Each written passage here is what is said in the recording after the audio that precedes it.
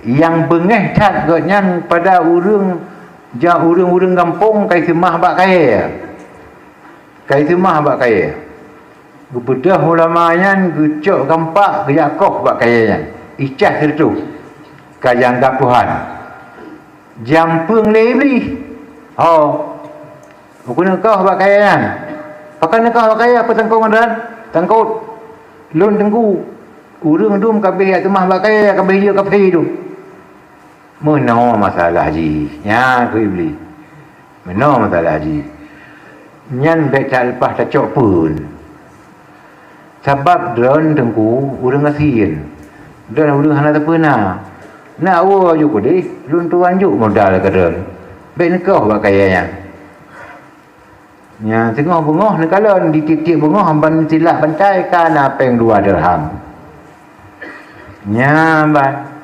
Kon kagak melo ya, kagak melo. Di tengkuyan pihang pelu iblis pihang pelu mula mutalab lu. Akhirnya talu iblis begitu ada dada iblis dekoh taku je. Ho kon.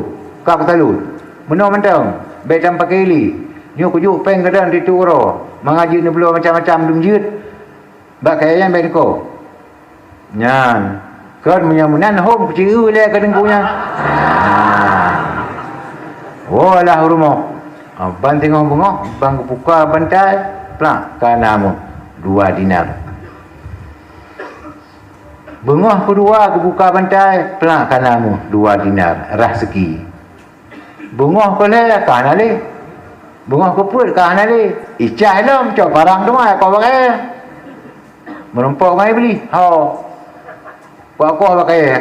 Anjir kau. Kiba anjir kau hal ke janji kajuk pengen nak kajuk. Munyo nakah ko habis. Giduk lah le iblis mula ngai iblis talu ulama yang. Gekun le ulama yang ai iblis. Pakan orang yang menang lung nyoryo ka menangkah.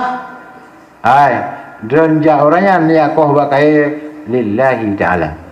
Tapi ni ja orangnya lik duit. Maka talu.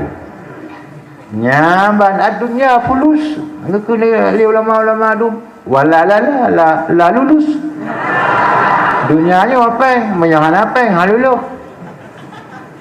nyan ban.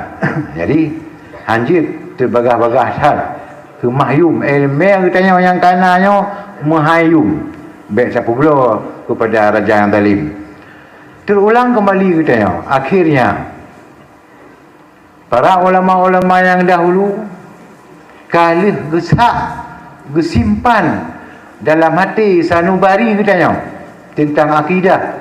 Gepurno ilmu tauhid, gepurno johara tauhid, gepurno kifayatul awam, gepurno hudi, gepurno lam umul barahin dan dusuki sehingga kuat akidah katanya.